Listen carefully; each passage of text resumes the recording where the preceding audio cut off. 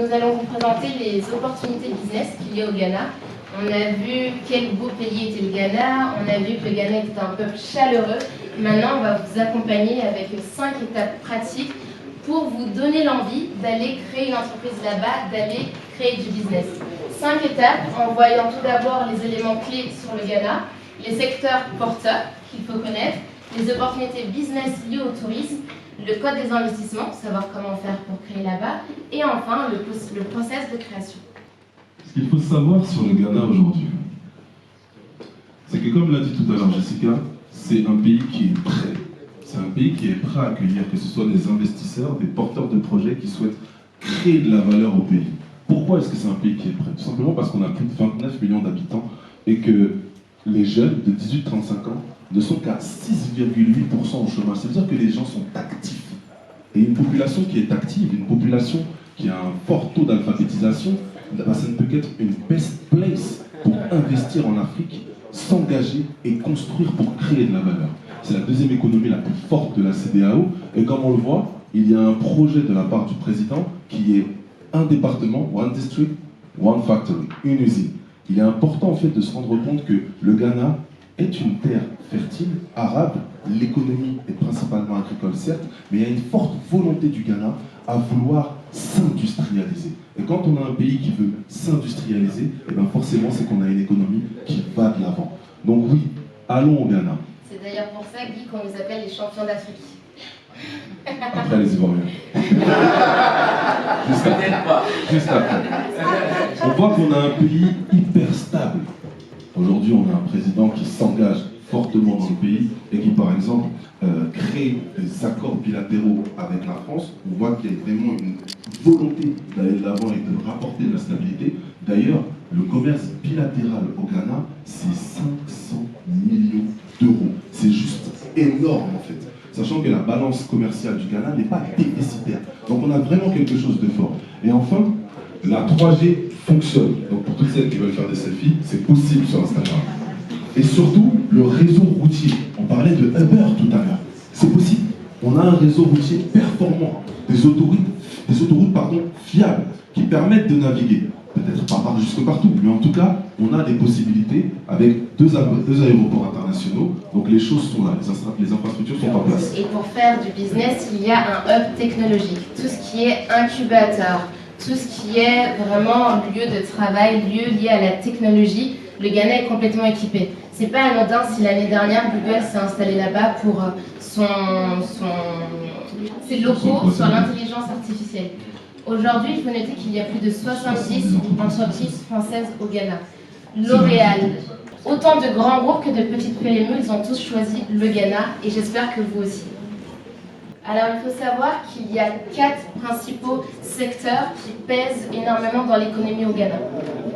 Donc, il y a le secteur des services, tout ce qui est lié aux services à la personne, mais également services aux entreprises, qui compte quand même 43% dans la balance.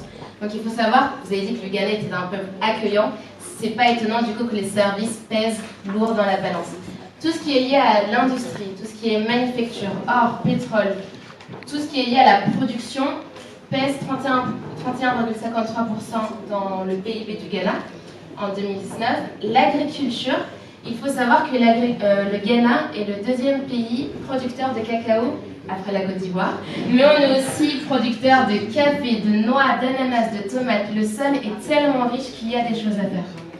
Et bien évidemment le tourisme. Alors là, le chiffre qu'on a eu sur le tourisme, c'est le poids du tourisme dans l'économie en 2018, donc 5,50%. Si on zoome davantage sur le tourisme, on voit que grâce à ces politiques de l'année de retour, c'est une économie qui pèse quand même 3 milliards d'euros. 3 milliards d'euros, 1 million de visiteurs en 2018 et surtout 900 millions d'euros dépensés. Alors quand on parle de dépenses, on parle de consommation. Il y a un impact direct dans le quotidien des Ghanéens. Aller au resto, comme on le voyait tout à l'heure, prendre des taxis, prendre différents transports, acheter des souvenirs. Tout ça, ça pèse pour presque 1 milliard d'euros. C'est juste énorme. Et ces données-là sont vérifiées par le GIPC. Donc ce n'est pas des données que nous on vous donne, c'est des données officielles qui sont là. Donc tout ça pour dire qu'il y a quand même des choses à aller chercher au Ghana, il y a vraiment des choses à faire à partir de là. Un exemple, Ruth Amoa, pour certains qui connaissent The Sweet Art Company, c'est une londonienne qui a décidé il y a 4 ans maintenant d'aller s'installer au Ghana pour créer une entreprise de chocolat. Donc Ruth a vu qu'au Ghana il y avait des ressources et à partir de là elle s'est dit je vais lier les ressources, le cacao et le tourisme pour créer mon entreprise. Donc on va un peu vous parler de Ruth très rapidement parce que je pense que c'est un parcours très intéressant. Donc Ruth a été diplômée en ressources humaines, donc comme de nombreuses personnes ici, elle a fait ses études en Europe.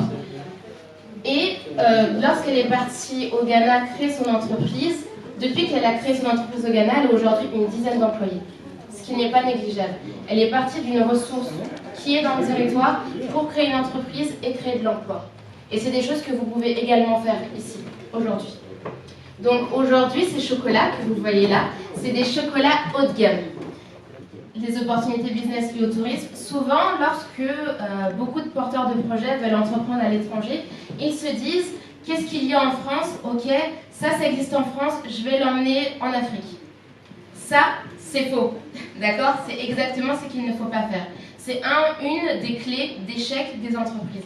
Ce que nous, on vous conseille de faire, c'est de vous rendre au Ghana, de voir quelle est la culture du pays, échanger avec les locaux, vraiment comprendre leurs habitudes de consommation et à partir de là, créer votre entreprise sur des ressources existantes ou sur des problèmes. Parce que qu'est-ce que c'est qu'entreprendre? Qu'est-ce que c'est que créer une entreprise? C'est résoudre un problème, c'est apporter une solution à un besoin. Donc Guy va vous présenter quelques idées qu'on a pour vous, pour créer une entreprise au Ghana liée au tourisme. Le tourisme linguistique, développer des structures qui peuvent accueillir des voyageurs, des étrangers, des voyages linguistiques, ce genre de choses. Et ce ne sont que de faibles idées. On peut trouver encore d'autres choses, des parcours initiatiques qui permettent de découvrir le Ghana tout en apprenant les diverses langues, le tchoui pour Edouard et l'anglais pour les autres.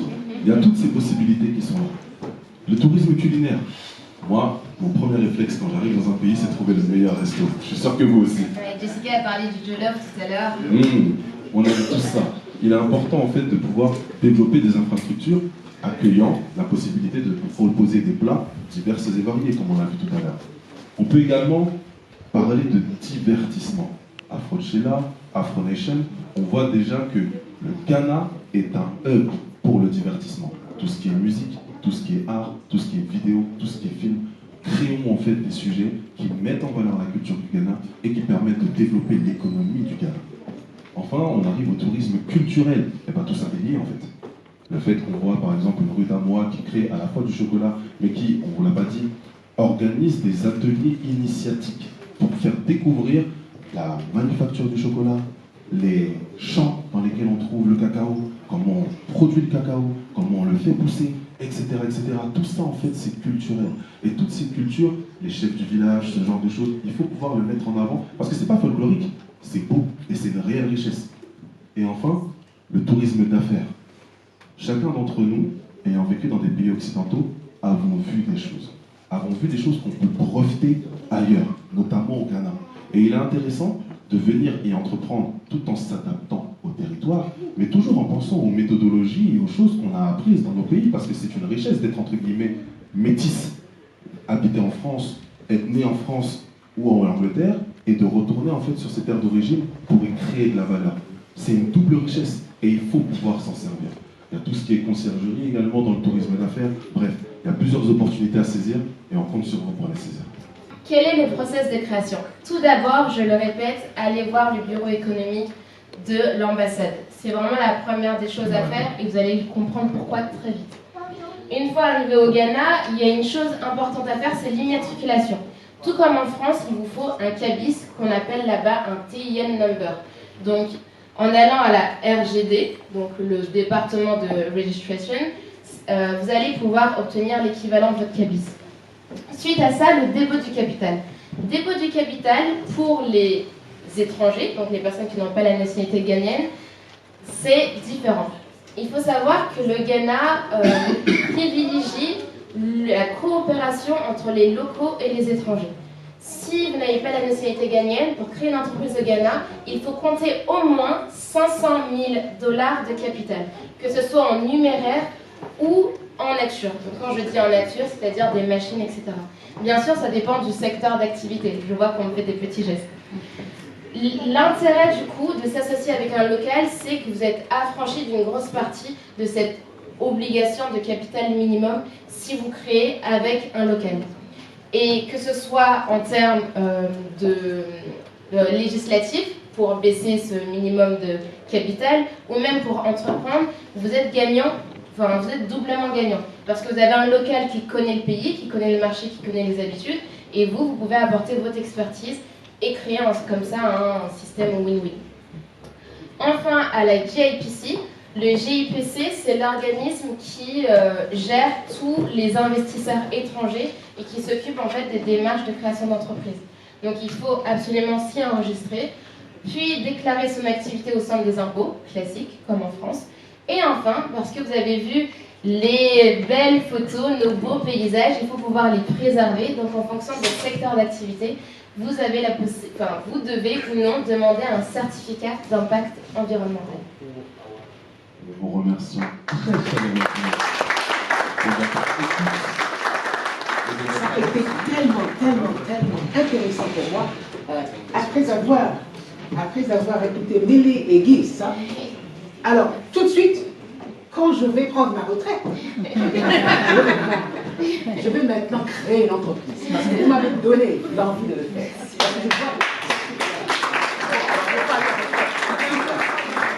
Alors je pense que ça. Merci beaucoup, c'était très intéressant. Je pense que les gens maintenant ont les outils. Hein, vous avez les outils, vous avez aussi vous avez tout ce qu'ils vous ont dit. J'espère que ça vous donne envie d'y aller.